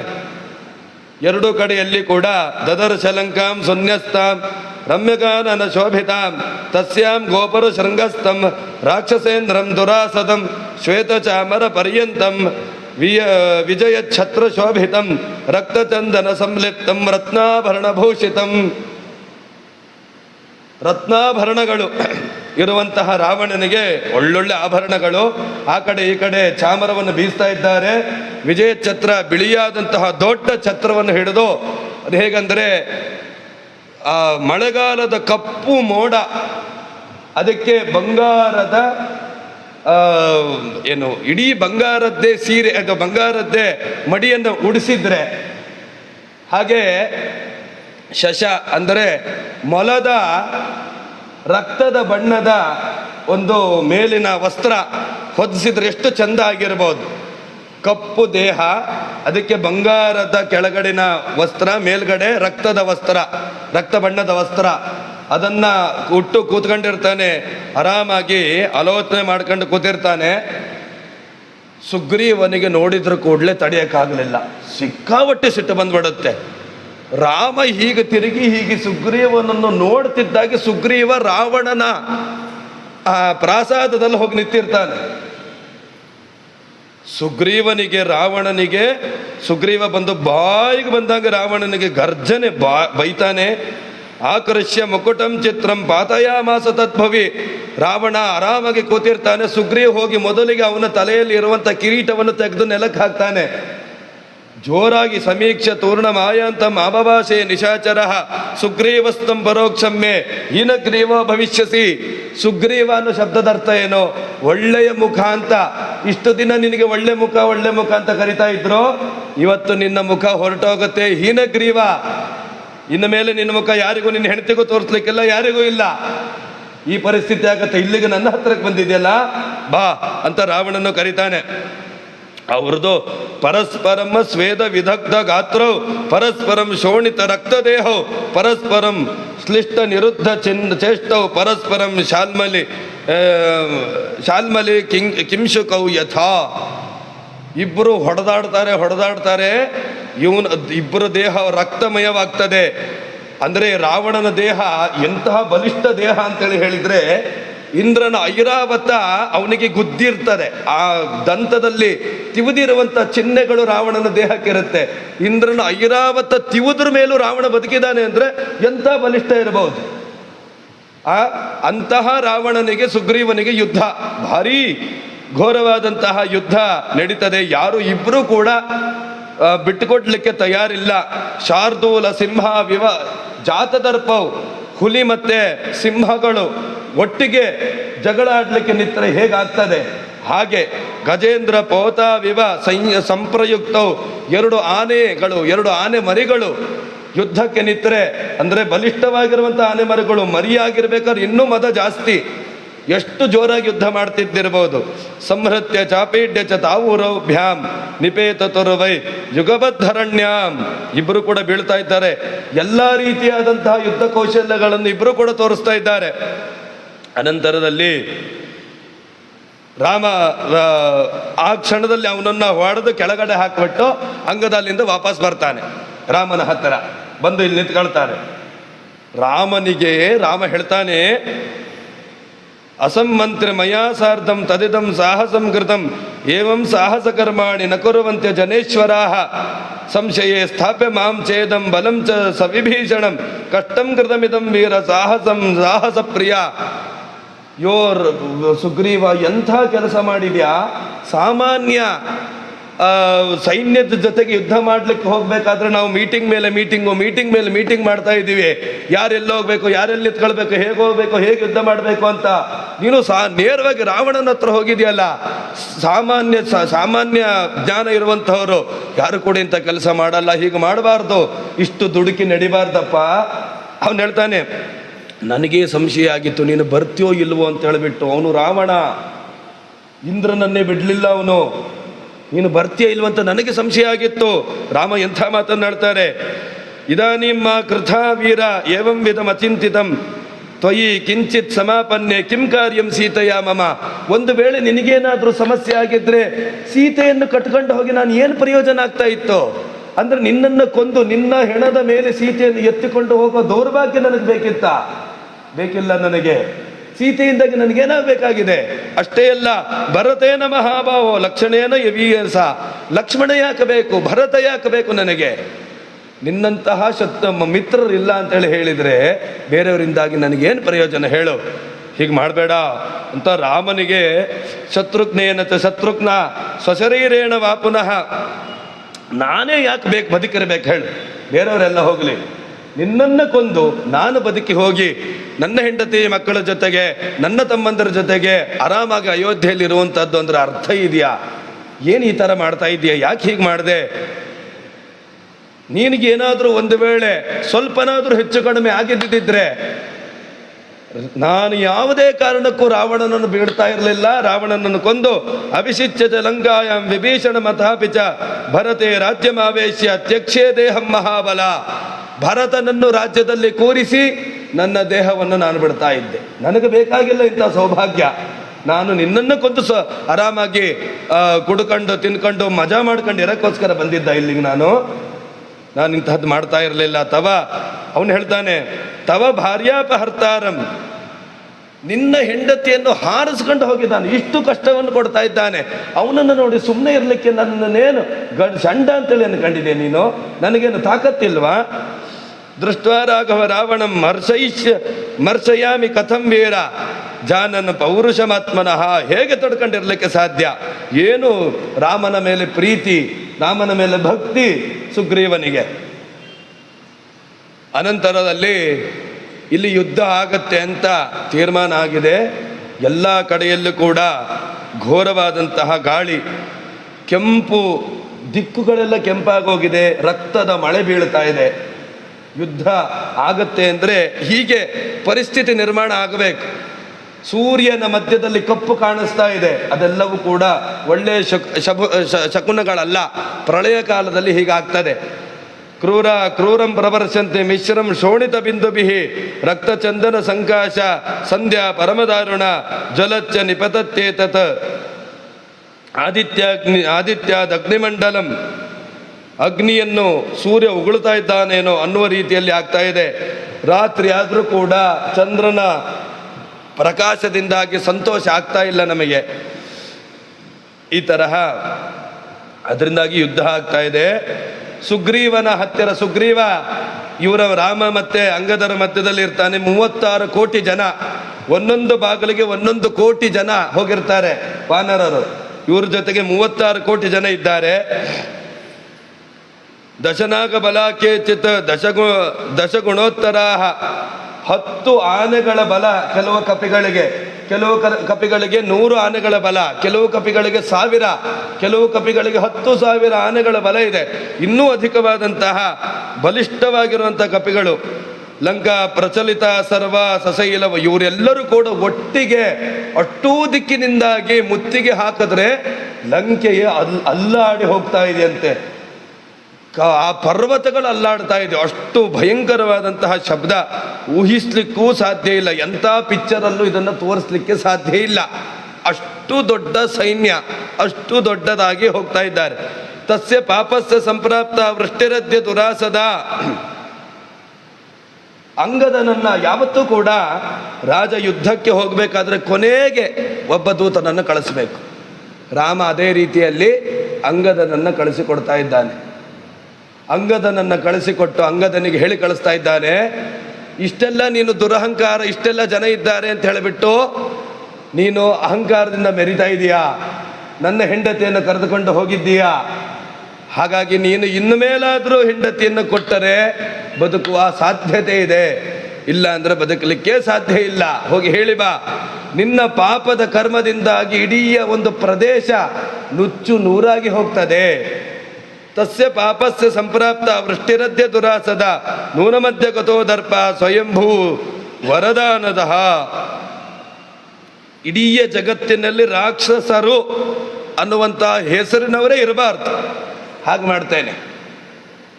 ಹಾಗಾಗಿ ನೀವು ಎಲ್ಲರೂ ಕೂಡ ಆಲ್ ಔಟ್, ಇನ್ಯಾರೂ ಕೂಡ ಇಲ್ಲ ಅಂತ ಆಗಬೇಕು. ಹಾಗೆ ಮಾಡ್ತೇನೆ ಅಂತ ಹೇಳಿಬಿಟ್ಟು ಅಂಗದನಿಗೆ ಹೇಳಿ ಕಳಿಸ್ತಾನೆ. ಅವ ಇವನಿಗಿಂತಲೂ ಇದು ಜಾಸ್ತಿ, ದರ್ಪ ಇದು. ಅಂಗದ ಸಿಕ್ಕಾಪಟ್ಟೆ ಜೋರಾಗಿ ಹೋಗಿ ಒಂದೇ ಹೊಡೆತದಲ್ಲಿ ರಾವಣನ ಸಭೆಯಲ್ಲಿ ಹೋಗಿ ನಿಂತಿರ್ತಾನೆ. ಅಂಗದ ಸಭೆಯಲ್ಲಿ ಕೂತ್ಕೊಂಡಿರ್ತಾನೆ. ಅಷ್ಟೂ ಜನ ಎಲ್ಲರೂ ಕೂಡ ಮಂತ್ರಿಗಳು, ರಾಕ್ಷಸರು ಕೂತಿರ್ತಾರೆ ಸಭೆಯಲ್ಲಿ. ಅಂಗದ ಹೋಗಿ ಬಾಲವನ್ನು ಸುತ್ತಿಕೊಂಡು ಮೇಲ್ಗಡೆ ಕೂತು ರಾವಣನಕ್ಕಿಂತಲೂ ಮೇಲಿನ ಆಸನದಲ್ಲಿ ಅಂಗದ ಕೂತಿರ್ತಾನೆ. ಬ್ರವೀಮಿತ್ವಾಂ ಹಿತಂ ವಾಕ್ಯಂ ಕ್ರಿಯತಾಮೂರ್ಧ್ವದೈಹಿಕಂ. ಎಂಥ ಮಾತಾಡ್ತಾರೆ, ಒಳ್ಳೆ ಮಾತು ಹೇಳ್ತೇನೆ. ನೀನು ನಿನ್ನ ಶ್ರಾದ್ದವನ್ನು ನೀನೇ ಮಾಡ್ಕೊಂಡು ಬಂದುಬಿಡು. ಯಾಕೆ? ಯಾರೂ ಇಲ್ಲ, ನಿನಗೆ ಯಾರೂ ಇರಲ್ಲ. ಮಗ ಒಬ್ಬ ಹೋಗಾಗಿದೆ, ಉಳಿದ ಮಕ್ಕಳು ಹೋಗ್ತಾರೆ. ಪಿಂಡ ಹಾಕಲಿಕ್ಕೆ ವಿಭೀಷಣ ಪಿಂಡ ಹಾಕಲ್ಲ, ತಮ್ಮ ಕುಂಭಕರ್ಣ ಹೋಗ್ತಾನೆ. ಯಾರಿದ್ದಾರೆ ನಿನಗೆ? ಒಳ್ಳೆ ಮಾತಂದ್ರೆ ನಿನ್ನ ಶ್ರಾದ್ದವು ನೀನೇ ಮಾಡ್ಕೊಂಡು ಬಿಡು. ಎಷ್ಟು ಸತಿ ಲಂಕೆಯನ್ನು ನೋಡಬೇಕು, ಏನು ತಿಂದು ತೇಗಬೇಕು ಎಲ್ಲ ಮಾಡ್ಕೊಂಡು ಬಂದುಬಿಡು. ಇನ್ನು ಮುಂದೆ ನಿನಗೆ ಲಂಕೆನೂ ಇಲ್ಲ, ತಿನ್ನಲಿಕ್ಕೂ ಇಲ್ಲ, ಸಾಧ್ಯವೂ ಇಲ್ಲ, ಏನೂ ಇಲ್ಲ ಅಂತ ಹೇಳಿಬಿಟ್ಟು ಹೇಳ್ತಾರೆ. ಅವಾಗ ವಿಭೀಷಣಸ್ಯ ಚೈಶ್ವರ್ಯಂ ಭವಿಷ್ಯತಿ ಹತೇ ತ್ವಯಿ. ಉರಿಸ್ಬೇಕಲ್ಲ, ನೀನು ಸಾಹಿತ್ಯಲ್ಲ, ನೀನು ಸತ್ತ ಕೂಡಲೇ ನಿನ್ನ ಸಮಸ್ತ ಸಂಪತ್ತು ವಿಭೀಷಣನಿಗೆ ಹೋಗುತ್ತೆ. ಅದು ಇನ್ನೂ ದುಃಖ. ರಾಜರು ರುಕ್ಮಿಣೀಶ ವಿಜಯದಲ್ಲಿ ಒಂದು ಮಾತನ್ನು ಹೇಳ್ತಾರೆ, ಶ್ರೇಯೋನು ಜಸ್ಯಾಪಿ ನವೈಸಹಂತೆ ಅಂತ. ತಮ್ಮಂದರಿಗೆ ಒಳ್ಳೇದಾಗ್ಬಿಟ್ರೆ ಅಣ್ಣಂದ್ರು ಸಹಿಸ್ಕೊಳ್ಳಲ್ಲ ಅಂತ. ಅದಕ್ಕೆ ಅಲ್ಲಿ ಚಂದ್ರವಂಶದಲ್ಲಿ ಹುಟ್ಟಿದ್ದು ಯಾರೋ ಕೃಷ್ಣ, ಅವನ ಅಣ್ಣ ಸೂರ್ಯನಿಗೆ ಸಹಿಸ್ಕೊಳ್ಳಿಕ್ಕಾಗಲ್ಲ, ಅವನು ಕ್ರೂರವಾಗಿ ಬೆಳಗ್ಗೆ ಉದಯಿಸದ ಅಂತೇಳಿ ಹೇಳ್ತಾರೆ. ಹಾಗೆ ಇಲ್ಲೂ ಕೂಡ ಅವನಿಗಿನ್ನೂ ಹೆಚ್ಚು ಹೆಚ್ಚು ದುಃಖ ಆಗಬೇಕು. ಬದುಕಿದ್ದಾಗಲೂ ದುಃಖ, ಸತ್ತರ ಮೇಲಂತೂ ಇದ್ದೇ ಇದೆ. ತತಸ್ಸ ರೋಷ ತಾಮ್ರಾಕ್ಷ ಶಶಾಸ ಸಚಿವಾನ್ಸ್ತದ ಗೃಹ್ಯತಾಮೇಶ ದುರ್ಮೇಧ ವದ್ಯತಾಮಿತಿ ದಾಸಕೃತ. ಅವನು ಎಲ್ಲರೂ ಹೋಗಿ ಅಂಗದನನ್ನು ಹಿಡ್ಕೊಳ್ಳಿ ಅವನನ್ನ ಅಂತ ಹೇಳ್ತಾರೆ. ಅಂಗದ ಸುಮ್ಮನೆ ಕೂತಿರ್ತಾನೆ. ಎಲ್ಲರೂ ಬಂದು ಹಿಡ್ಕೊಂಡಿದ್ದೇ ತಡ. ಅವನು ನೆಗಿತಾನೆ. ಅವನು ಇಡೀ ಪ್ರಾಸಾದ ಎಷ್ಟು ಎತ್ತರವೋ ಅಷ್ಟು ಎತ್ತರಕ್ಕೆ ಹೋಗ್ತಾನೆ ಅಂಗದ. ಅಲ್ಲಿಂದ ಹೋಗಿ ಒಂದ್ಸತಿ ಹಿಂಗೆ ಅಲ್ಲಾಡಿಸ್ತಾನೆ. ಅಷ್ಟೂ ಜನ ದಬ ದಬ ದಬ ದಬ ದಬ ಅಂತ ಕೆಳಗಡೆ ಬಿದ್ದು ಹೋಗ್ತಾರೆ. ಅಷ್ಟು ಯುದ್ಧ ಅಂಗದನ ತಾಕತ್ತದು. ಅಂದರೆ ನಿನ್ನ ಸ್ನೇಹಿತ ಒಂದು ಅರ್ಥದಲ್ಲಿ ವಾಲಿಯ ಮಗ ರಾಮನ ದೂತ ನಾನು ಬಂದಿದ್ದೇನೆ ಅಂತ ಅಂಗದ ಹೇಳ್ಕೊಳ್ಳುವಂಥದ್ದು ಹೇಗಾಗಿರ್ಬೋದು ಅವನಿಗೆ. ತತ್ವಫಾಲತ್ ಪರಾಕ್ರಾಂತಂ ದಶಗ್ರೀವಸ್ಯ ಪಶ್ಯತಃ ಪುರಾ ಹಿಮವತ ಶೃಂಗಂ ವಜ್ರನೇವ ವಿದಾರಿತಂ. ಈ ರೀತಿಯಾಗಿ ಎಲ್ಲರೂ ಕೂಡ ಎಲ್ಲರನ್ನು ಕೂಡ ಹೊಡೆದು ಅಂಗದ ಏನು ಮಾಡ್ತಾನೆ ಅಂದರೆ ರಾಮನ ಹತ್ತಿರ ವಾಪಸ್ ಬಂದು ನಿಂತ್ಕೊಳ್ತಾನೆ. ಕೃಷ್ಣಂ ಹಿ ಕಪಿವಿರ ವ್ಯಾಪ್ತಂ ಪ್ರಾಕಾರ ಪರಿಖಾಂತರಂ ದದೃಶೋ ರಾಕ್ಷಸಾದೀನಾಂ ಪ್ರಾಕಾರಂ ವಾನರೀಕೃತಂ. ಇಡೀ ಲಂಕೆಯ ಸುತ್ತಲೂ ಕಪ್ಪು, ಅಂದರೆ ಎಲ್ಲ ಕಡೆಯಲ್ಲೂ ಕಪ್ಪಿಗಳೇ. ಪ್ರಾಕಾರಗಳು ಅಂದರೆ ದೊಡ್ಡ ದೊಡ್ಡ ಹಳ್ಳಗಳನ್ನು ತೋರಿಸಿರ್ತಾರೆ, ಅದನ್ನು ದಾಟಿ ಬರಲಿಕ್ಕೆ ಆಗಬಾರ್ದು ಅಂತ. ಹಳ್ಳಗಳಲ್ಲಿ ಎಲ್ಲ ಕಡೆಯಲ್ಲೂ ಕಪಿಗಳೇ. ಪ್ರಾಕಾರಗಳೆಲ್ಲವೂ ಕೂಡ ಕಪಿಮಯವಾಗೋಗಿದೆ. ಎಲ್ಲಿ ತಿರುಗಿ ನೋಡಿದ್ರು ಕಪಿಗಳು. ಯಾರು ಕೋತಿಗಳು ಬಿಟ್ಟರೆ ಮತ್ತೊಂದು ವ್ಯಕ್ತಿಯೇ ಇಲ್ಲ, ಎಲ್ಲ ಕಡೆಯಲ್ಲೂ ಅವರು. ಆ ತರಹ ಆಗೋಗಿದೆ. ಯುದ್ಧ ಆರಂಭ ಆಗ್ತಾ ಇದೆ. ಸದದರ್ಶಾವೃತಾಂ ಲಂಕಾಂ ಸಶೈಲ ವನಕಾನನಾಂ ಅಸಂಖ್ಯೈರ್ಹರಿಗಣೈಃ ಸರ್ವತೋ ಯುದ್ಧಕಾಂಕ್ಷಿಭಿಃ ಸದೃಷ್ಟ್ವಾ ವಾನರೈಃ ಸರ್ವಾಂ ವಸುಧಾಂ ಕಪಿಲೀಕೃತಾಂ. ಇಡೀ ಭೂಮಿಯಲ್ಲಿ ಕಪಿಗಳು ಮಾತ್ರ, ಮತ್ತಾರೂ ಕೂಡ ಇಲ್ಲ. ದೃಷ್ಟ್ವಾ ದಾಶರಥಿರ್ಲಂಕಾಂ ಚಿತ್ರಧ್ವಜ ಪತಾಕಿನೀಂ ಜಗಾಮ ಸಹಸಾ ಸೀತಾಂ ದೂಯಮಾನೇನ ಚೇತಸಾ. ರಾಮನಿಗೆ ಮತ್ತೆ ಮತ್ತೆ ಲಂಕೆಗೆ ಬರ್ತಾ ಇರಬೇಕಾದ್ರೆ ಇನ್ನೇನು ಯುದ್ಧ ಆರಂಭ ಆಗಬೇಕು, ಮತ್ತೆ ಸೀತೆ ನೆನಪಾಗ್ಬಿಡ್ತಾಳೆ. ಈ ಲಂಕೆಯಲ್ಲಿ ನನ್ನ ಸೀತೆಯನ್ನು ಇಷ್ಟೆಲ್ಲ ಕಷ್ಟ ಕೊಟ್ಟಿದ್ನಲ್ವ ಅವನು, ಮತ್ತೆ ಸೀತೆ ನೆನಪು. ಕ್ಷಿಪ್ರಂ ಅಗ್ನಾಪಯಾಮಾಸ ವಾನರಾಂ ದಿಶದಾಮದೆ. ರಾಮನಿಗೆ ಮತ್ತೆ ಸಿಟ್ಟು ಬಂತು, ಹೋಗಿ ಎಲ್ಲರನ್ನು ಕೊಲ್ಲಿ, ಯಾರನ್ನೂ ಕೂಡ ಬಿಡಬೇಡಿ, ಚಾರ್ಜ್ ಅಂತೇಳಿ, ಲಾಠಿ ಚಾರ್ಜ್ ಅಂತೇಳಿ ಹೇಳ್ತಾರಲ್ಲ, ಆದೇಶ ಸಿಕ್ತು. ಮೊದಲೇ ಕಪಿಗಳವರು, ಮನುಷ್ಯರಲ್ಲ. ಸಗೋ ಎಲ್ಲರೂ ಮುತ್ತಿದ್ದು ಸಿಕ್ಕಾಬಟ್ಟೆ ಶಬ್ದ ಅಂದರೆ ಪ್ರಳಯ ಕಾಲದಲ್ಲಿ ಆಗುವ ಶಬ್ದದ ಥರ. ಎಂತಹ ಮರಗಳಿದೆಯೋ ಅಷ್ಟೂ ಮರಗಳನ್ನು ಕಿತ್ತಿದ್ದಾರೆ, ಪರ್ವತಗಳನ್ನು ಕಿತ್ಕೊಂಡಿದ್ದಾರೆ, ಬಂಡೆಗಳನ್ನು ಕಿತ್ಕೊಂಡಿದ್ದಾರೆ. ಏನು ಬೇಕು ದೊಡ್ಡ ದೊಡ್ಡ ಹೊಂಡಗಳನ್ನು ಮಣ್ಣಿನಿಂದ ಪರ್ವತಗಳಿಂದಾಗಿ ಮುಚ್ಚಿ ಅದರ ಮೇಲುಗಡೆ ನಿಂತು ಹಾರಿ ಹೋಗ್ತಾ ಇದ್ದಾರೆ ಕಪಿಗಳು. ಎಲ್ಲ ಕಡೆಯಲ್ಲಿಯೂ ಕೂಡ ಜಯತ್ಯತಿ ಬಲೋ ರಾಮೋ ಲಕ್ಷ್ಮಣಶ್ಚ ಮಹಾಬಲಃ ರಾಜ ಜಯತಿ ಸುಗ್ರೀವೋ ರಾಘವೇಣಾಭಿಪಾಲಿತಃ. ಜಯ ಜಯ ರಾಮ, ಜಯ ಜಯ ಸುಗ್ರೀವ, ಎಲ್ಲರಿಗೂ ಜಯಕಾರ ಹಾಕ್ತಾ ಕಪಿಗಳು ಹೋಗ್ತಾ ಇದ್ದಾರೆ ಯುದ್ಧಕ್ಕೆ. ಏತಸ್ಮಿನ್ನಂತರೇ ಚಕ್ರುಹು ಸ್ಕಂದವಾರ ನಿವೇಶನಂ ಪೂರ್ವದ್ಧಾರಂತು ಕುಮುದಃ ಕೋಟೆ ದರ್ಶಬಿರ್ವೃತಃ. ಅನೇಕ ಕೋಟಿ ಸಂಖ್ಯೆಯಲ್ಲಿ ಸೈನಿಕರು ಮುತ್ತುತ್ತಾ ಕಪಿಗಳೆಲ್ಲರೂ ಕೂಡ ಮುತ್ತಿ ಹೋಗಿ ಯುದ್ಧವನ್ನು ಮಾಡಲಿಕ್ಕೆ ಹೋಗ್ತಾ ಇದ್ದಾರೆ. ಅನೇಕ ಜನರಿಗೆ ಮಧ್ಯದಲ್ಲಿ ಇಬ್ಬರಿಬ್ಬರು ದ್ವಂದ್ವ ಯುದ್ಧಗಳು ಅಂತ ಇಬ್ಬರಿಬ್ಬರಿಗೆ ಬಹಳ ಯುದ್ಧ ಎನ್ನುವಂತಹದ್ದು ಅಲ್ಲಿ ನಡೀತದೆ. ಆವಾಗ ರಾತ್ರಿ ಆಯಿತು. ರಾತ್ರಿ ಆದಾಗ ಯುದ್ಧ ಮಾಡಲಿಕ್ಕೆ ಕಷ್ಟ. ಅವರಿಗೇನು, ರಾಕ್ಷಸರು ರಾತ್ರಿಯಲ್ಲೂ ತಿರುಗುತ್ತಾರೆ, ಕಪಿಗಳಿಗೆ ಕಷ್ಟ ರಾತ್ರಿ ಆದಾಗ ಯುದ್ಧ ಮಾಡಲಿಕ್ಕೆ. ಕಪಿಗಳಿಗೆ ರಾತ್ರಿಯಲ್ಲಿ ತಿರುಗಾಡುವ ಅಭ್ಯಾಸ ಇಲ್ಲ. ರಾಕ್ಷಸರಿಗೆ ನಿಶಾಚರರು ಅಂತಲೇ ಹೆಸರು. ನಿಶಾ ಅಂದ್ರೆ ಏನು? ರಾತ್ರಿ ಅಂತ ಅರ್ಥ. ರಾತ್ರಿಯಲ್ಲಿ ಬೇಕಾದಾಗೆ ಸಂಚಾರ ಮಾಡ್ತಾರೆ ಅವರು. ಇವತ್ತು ನಾವು ಕೂಡ ರಾತ್ರಿಯಲ್ಲಿ ಸಂಚಾರ ಮಾಡಬಾರ್ದು. ಆ್ಯಕ್ಚುಲಿ ನಾವು ಹೋಗಬೇಕಾದಾಗ ಈಗ 11:30 ಆ ಕಾಲದಲ್ಲಿ ಅದು ಯಾರೂ ಕೂಡ ಸಂಚಾರ ಮಾಡಬಾರದಂತಹ ಕಾಲ. ಎಲ್ಲೇ ಹೋಗ್ತಾ ಇದ್ರು. ಇವತ್ತು ನಾವು ಬಸ್ಸಲ್ಲಿ ಹೋಗ್ಬೇಕಾದ್ರೆ ಏನು ಮಾಡಲಿಕ್ಕಿಲ್ಲ, ಹೋಗಲೇಬೇಕು. ಆದರೆ ಅದು ರಾಕ್ಷಸರು ಸಂಚಾರ ಮಾಡುವ ಕಾಲ. ಯುದ್ಧತಾಮೇವ ತೇಷಾಂ ತು ತದಾ ವಾನರ ರಕ್ಷಸಾಂ ರವಿರಸ್ತಂ ಗತೋ ರಾತ್ರೆ ಪ್ರವೃತ್ತ ಪ್ರಾಣಹಾರಿಣಿ ಅನ್ಯೋನ್ಯಂ ಬದ್ಧವೈರಾಣಾಂ ಘೋರಾಣಾಂ ಜಯಮಿಚ್ಛತಾಂ ಸಂಪ್ರವೃತ್ತಂ ನಿಶಾ ಯುದ್ಧಂ ತದಾ ವಾನರ ರಾಕ್ಷಸಂ ಜಹಿದಾರಯ ಜಹೀತಿ ಕಥಂ ವಿದ್ರವಸೀತಿ ಚ. ಇಡೀ ಕತ್ತಲೆ, ಎಲ್ಲ ಕಡೆಯಲ್ಲೂ ಒಂದೇ ಶಬ್ದ, ಕೊಲ್ಲು, ಅವನನ್ನು ಕೊಲ್ಲು, ಇವನನ್ನು ಕೊಲ್ಲು, ಅವನನ್ನು ಕೊಲ್ಲು, ಇವನನ್ನು ಕೊಲ್ಲು, ಎಳಿ ಅವನನ್ನ, ಯಾಕೆ ಓಡ್ತಾ ಇದ್ದೆ, ಹೆದರ್ಕೊಂಡು ಯಾಕೆ ಓಡ್ತಾ ಇದೆ. ಇದೇ ಶಬ್ದಗಳು ಎಲ್ಲ ಕಡೆ, ದಿಕ್ಕು ವಿದಿಕ್ಕುಗಳಲ್ಲಿ ಈ ಶಬ್ದಗಳೇ ಕೇಳಿಸ್ತಾ ಇದೆ, ಬೇರೆ ಶಬ್ದನೇ ಇಲ್ಲ. ಏವಂ ಸುತುಮಲಃ ಶಬ್ದಸ್ತಸ್ಮಿನ್ ತಮಸಿ ಶುಶ್ರುವೆ ಕಾಲ ಕಾಂಚನ ಸನ್ನಾಹ ತಸ್ಮಿನ್ ತಮಸಿ ರಾಕ್ಷಸಾಃ ಸಂಪ್ರಾದೃಶ್ಯಂತ ಶೈಲೇಂದ್ರ ದೀಪ್ತೌಷಧಿ ವನ ಇವ. ಮತ್ತಿನ್ನೇನು ಅಂತಂದರೆ ರಾಕ್ಷಸರದ್ದು ಇನ್ನೊಂದೇನು, ಯಾವುದೇ ಕೋತಿ ಬರಲಿ ಕೋತಿಯನ್ನು ತಿಂದು ಬಿಡೋದು. ಹೊಡೆದ್ರಾದ್ರೂ ವಾಪಸ್ ಎದ್ದು ಬರೋ ಚಾನ್ಸಸ್ ಇರುತ್ತೆ. ತಿಂದು ಹೋಗ್ತಾ ಇದ್ದಾರೆ ಇವರು ರಾಕ್ಷಸರು. ಎಷ್ಟು ಕಷ್ಟ. ಈಗ ಎದ್ದು ಬರಲಿಕ್ಕೂ ಇಲ್ಲ. ಈಗ ಅದನ್ನೇ ತಸ್ಮಿನ್ ತಮಸಿ ದುಷ್ಟಾರೆ ರಾಕ್ಷಸ ಕ್ರೋಧಮೂರ್ಛಿತ ಪರಿಪೇತುರ್ ಮಹಾವೇಗ ಭಕ್ಷಯಂತ ಪ್ಲವಂಗಮಾನ್. ಕಪಿಗಳನ್ನು ತಿಂದು ಓಡ್ತಾ ಇದ್ದಾರೆ. ತೇ ಹಯಾನ್ ಕಾಂಚನ ಪೀಡಾನ್ ಧ್ವಜಾನ್ ಚಾಗ್ನಿಶಿಖೋಪಮಾನ್ ಆಪ್ಲುತ್ಯ ದಶನೈ ಸ್ತೀರ್ಣೈ ಭೀಮಕೋಪ ವ್ಯದಾರಯನ್. ವಾನರ ಬಲಿನೋ. ಮುಂದೆ ಇದೇ ತರಹ ಘೋರವಾದಂತಹ ಯುದ್ಧ ನಡಿಬೇಕಾದ್ರೆ ಮಧ್ಯದಲ್ಲಿ ಏನಾಗುತ್ತೆ ಅಂದರೆ, ಅಂಗದಸ್ತು ರಣೇ ಶತ್ರುಂ ನಿಹಂತುಂ ಸೋಪಸ್ಥಿತ. ಅಂಗದನಿಗೆ ಮತ್ತೆ ಇಂದ್ರಜಿತ್ತುವಿಗೆ ಯುದ್ಧ ಆಗುತ್ತೆ.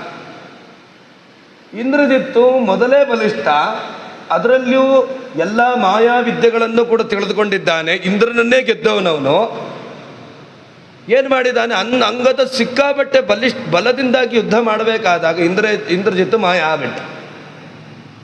ಅವನು ಕಾಣಿಸ್ತಾನೆ ಇಲ್ಲ. ಕಂಡ್ರೆ ತಾನೇ ಯುದ್ಧ ಮಾಡ್ಲಿಕ್ಕಾಗೋದು, ಕಾಣಿಸ್ತಾನೆ ಇಲ್ಲ. ಹೇಗೆ ಯುದ್ಧ ಮಾಡೋದು?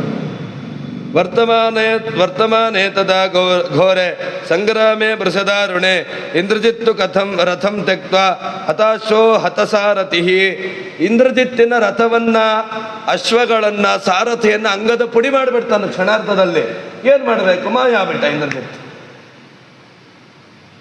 ಅಂಗದೇನ ಮಹಾಕಾರ್ಯ ತತ್ರೈವಾಂತರ ಧೀಯತ ತತ್ಕರ್ಮ ವಾಲಿಪುತ್ರಸ್ಯ ಸರ್ವೇ ದೇವಾ ಸಹರ್ಷಿಭಿಃ ತುಷ್ಟುವೋ ಪೂಜನಾರ್ಹಸ್ಯ ತೌಚೋ ಭೌ ರಾಮಲಕ್ಷ್ಮಣೌ ಪ್ರಭಾವಂ ಸರ್ವಭೂತಾನಿ ವಿದುರಿಂದ್ರಜಿತೋ ಯುಧಿ.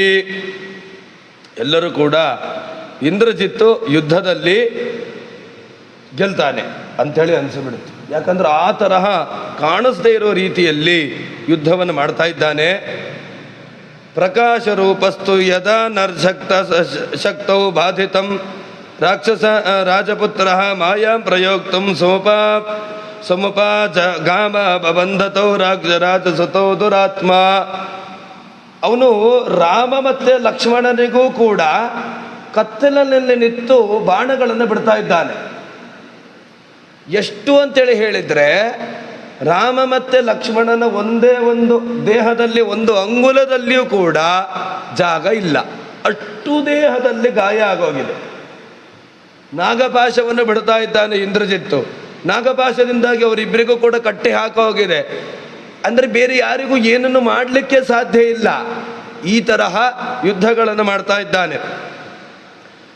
ಸತಸ್ಯ ಗತಿಮನ್ವಿಚ್ಛನ್ನ ರಾಜಪುತ್ರ ಪ್ರತಾಪವಾನ್ ದಿದೇಶಾತಿ ಬಲೋ ರಾಮೋ ದಶವಾನರ ಯೂಥಪಾನ್ನ ದೌಶುಷೇಣಸ್ಯ ದಾಯಾದೌ ನೀಲಂ ಚ ಪ್ಲವಗರ್ಷಭಾಂ.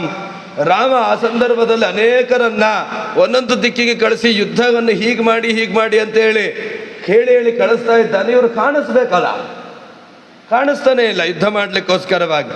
ವಿನತಂ ಜಾಂಬವಂತಂಚ ಸಾನುಪ್ರಸ್ಥಂ ಮಹಾಬಲಂ ಋಷಭಂ ಚರ್ಷಭಸ್ಕಂ ಚ ಧಮ ಆದಿದೇಶ ಪರಂತಪಃ ತೇ ಸಂಪ್ರಋಷ್ಟ ಹರಯೋ ಭೀಮಾನುದ್ಯಮ್ಯ ಪಾದಪಾನ್ನ ಆಕಾಶಂ ವಿವಿಶು ಸರ್ವೇ ಮಾರ್ಗಮಾಣ ದಿಶೋ ದಶ. ಎಲ್ಲರೂ ಕೂಡ ಮರಗಳನ್ನು ಕಿತ್ತುಕೊಂಡು ಆಕಾಶದಲ್ಲಿ ಹಾರ್ತಾ ಇದ್ದಾರೆ. ಹಾರಿ ಎಲ್ಲ ಭೂಮಿಯಲ್ಲಿರಲು ಆಕಾಶಕ್ಕೆ ಹೋಗಿದ್ದಾರೆ. ಆಕಾಶ ಯಾವುದು, ಭೂಮಿ ಯಾವುದು ಗೊತ್ತಾಗ್ತಾ ಇಲ್ಲ. ಈ ತರಹ ಯುದ್ಧಗಳು ನಡೀತಾನೆ ಇದೆ. ಆದರೆ ನಿರಂತರ ಶರೀರೌತೌ ಭ್ರಾತರೋ ರಾಮಲಕ್ಷ್ಮಣೌ ಕ್ರುದ್ಧೇನ ಇಂದ್ರಜಿತ ವೀರೌ ಪನ್ನಗೈ ಶರತಾಂ ಶರೈಹಿ ತಯೋ ಕ್ಷತಜ ಮಾರ್ಗೇಣ ಸುಸ್ರಾವ ರುಧಿರಂ ಬಹು. ಭಗವಂತ ತನ್ನಲ್ಲೂ ಕೂಡ ರಕ್ತ ಇದೆ, ತನಗೂ ಕೂಡ ಈ ಥರ ಆಗತ್ತೆ ಅಂತ ತೋರಿಸ್ತಾ ಇದ್ದಾನೆ. ಭಯಂಕರ ರಕ್ತ ಪ್ರವಾಹದ ರೀತಿಯಲ್ಲಿ. ನಾಟಕ ಮಾಡೋರು ಡಬಲ್ ಮಾಡಬೇಕು. ಆ್ಯಕ್ಟಿಂಗ್ ಮಾಡೋರಿಗೆ ನಿದ್ರೆ ಬರೋ ಥರ ಆ್ಯಕ್ಟಿಂಗ್ ಮಾಡೋಕ್ಕೆ ಸಿಕ್ಕಾಬಟ್ಟೆ ಇದು ಬೇಕು. ಮತ್ತು ನಿದ್ರೆ ಬರೋರ ಥರ ಇರೋರನ್ನ ಎಬ್ಬಿಸ್ಲಿಕ್ಕೂ ಆಗಲ್ಲ. ರಾಕ್ಷಸರ ಥರ ಇದ್ದು ಅವನಿಗೆ ರುಧಿರ ಹೊರಗೆ ರಕ್ತ ಹರಿಯುವ ರೀತಿಯಲ್ಲಿ ಯಾರಿಗೂ ಹರಿಯಲ್ಲ ಅಷ್ಟೊಂದು. ಒಂದು ಹರಿಯುವ ರೀತಿಯಲ್ಲೆಲ್ಲ ಆಗ್ತಾ ಇದೆ. ಅಲ್ಲಿ ಎಲ್ಲ ಕಡೆಯಲ್ಲಿ ರಕ್ತ ಚಿಮ್ತಾ ಇದೆ. ಭಗವಂತ ತೋರಿಸ್ತಾ ಇದ್ದಾನೆ. ನಹಿ ಅವಿದ್ದಂ ತಯೋರ್ಗಾತ್ರೆ ಬಬು ಅಂಗುಲ ಮಂತರಂ. ನೋಡಿ, ಹೊಡಿದೇ ಇರುವಂತಹ ಅಂಗುಲದಷ್ಟು ಜಾಗ ಇರಲಿಲ್ಲ ಅವ್ರ ದೇಹದಲ್ಲಿ. ಅಷ್ಟು ಹೊಡೆಸ್ಕೊಂಡಿದ್ದಾರೆ, ಅಷ್ಟು ಹೊಡೆದಿದ್ದಾರೆ ಅವರು. ತೌತು ಕ್ರೂರೇಣ ನಿಹತೌ ರಕ್ಷಸ ಕಾಮರೂಪಿಣ ಅಸೃಕ್ ಸುಶ್ರುವತರ್ ತೀವ್ರಂ ಜಲಂ ಪ್ರಸ್ರವಣಮಿವ ರಕ್ತದ ನದಿ ಹರಿದು ಹೋಗ್ತಾ ಇದ್ದಾವೆ.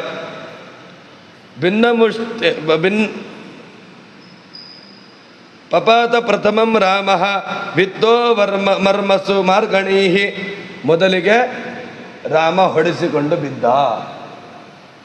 ಅನಂತರದಲ್ಲಿ ಕ್ರೋಧಾತ್ ಇಂದ್ರಜಿತ ಏನ ಪುರಾ ಶಕ್ರೋ ವಿನಿರ್ಜಿತ ರುಕ್ಮಪುಂಕೈ ಪ್ರಸನ್ನಾಕ್ರೈ ಅಧೋ ಗತಿಭಿರಾಶುಗೈ ನಾರಾಚೈ ರಂಜಲಿ ಕೈರಪಿ. ಬೇರೆ ಬೇರೆ ರೀತಿಯಾದಂತಹ ಅರ್ಧಚಂದ್ರದ ಬಾಣಗಳು, ಬೇರೆ ಬೇರೆ ತರಹದ ಬಾಣಗಳು, ಹೊಸ ಬಾಣಗಳು, ಅಂತಹದ್ದನ್ನೆಲ್ಲವನ್ನು ಕೂಡ ಬಿಡ್ತಾ ಇದ್ದಾರೆ. ವಿವ್ಯಾದ ವತ್ಸ ದಂತೈಶ್ಚ ಸಿಂಹದಂಷ್ಟ್ರೇ ಕ್ಷುರೈಸ್ತಥಾ ಸವೀರ ಶಯನೇ ಶಿಷ್ಯೆ ಅವಿದ್ಯಮಾದಾಯ ಕಾರ್ಮುಕಂ. ಈ ತರಹ ಬದ್ಧೌ ತೌ ವೀರೌ ಪತಿತೌ ಶಯಾನೌ ತೌ ವಾನರ ಸಂಪರಿವಾರ್ಯ ಸಸ್ತು ಸಮಾಗತ ವಾಯುಸುತ ಪ್ರಮುಖ್ಯ ವಿಷಾದ ಮಾರ್ತ ಪರಮಂ ಚ ಜಗ್ಮುಹು. ಎಲ್ಲ ಹನುಮಂತ, ಸುಗ್ರೀವ, ಅಂಗದ ಬೇರೆ ಬೇರೆ ಎಲ್ಲರೂ ಕೂಡ ಬಂದು ಸುತ್ತಲೂ ಕೂಡ ನಿಂತು ನೋಡ್ತಾ ಇದ್ದಾರೆ. ರಾಮ ಮತ್ತು ಲಕ್ಷ್ಮಣರೇ ನಾಗಪಾಶಕ್ಕೆ ಬಿದ್ದಿದ್ದಾರೆ. ಇನ್ನು ಏನು ಮಾಡಬೇಕು? ಎಂಥ ಪರಿಸ್ಥಿತಿ ಆಗೋಯ್ತು, ಇವತ್ತಿಗೆ ಇಷ್ಟಕ್ಕೆ ಆರಂಭದಲ್ಲಿ ಹೀಗಾಗೋಯ್ತಲ್ಲ ಅಂತ ಎಲ್ಲರಿಗೂ ಒಂಥರ ದುಃಖ. ಎತ್ತಿಡ್ಲಿಕ್ಕಿಲ್ಲ, ಹೇಳಲಿಕ್ಕಿಲ್ಲ, ದುಃಖ ತೋರಿಸ್ಕೊಳ್ಳಿಕ್ಕೆ ಆಗ್ತಾ ಇಲ್ಲ. ಅವರು ಇನ್ನೂ ಕೂಡ ಯುದ್ಧ ಮಾಡ್ತಾನೇ ಇದ್ದಾರೆ, ಬಿಡ್ತಾ ಇಲ್ಲ. ಅನಂತರದಲ್ಲಿ ಮುಂದೆ ಗರುಡ ಬರ್ತಾನೆ, ಆ ನಾಗಪಾಶಗಳನ್ನೆಲ್ಲವನ್ನು ಕೂಡ ತೆಗಿತಾನೆ ಎನ್ನುವಂತಹ ವಿಸ್ತೃತವಾಗಿರುವಂತಹ ಕಥೆಯನ್ನು ಮತ್ತೆ ನಾಳೆ ಸೇರಿದಾಗ ನೋಡೋಣ ಅಂತೇಳಿ ಹೇಳ್ತಾ ಶ್ರೀಕೃಷ್ಣ ಅರ್ಪಣಮಸ್ತು.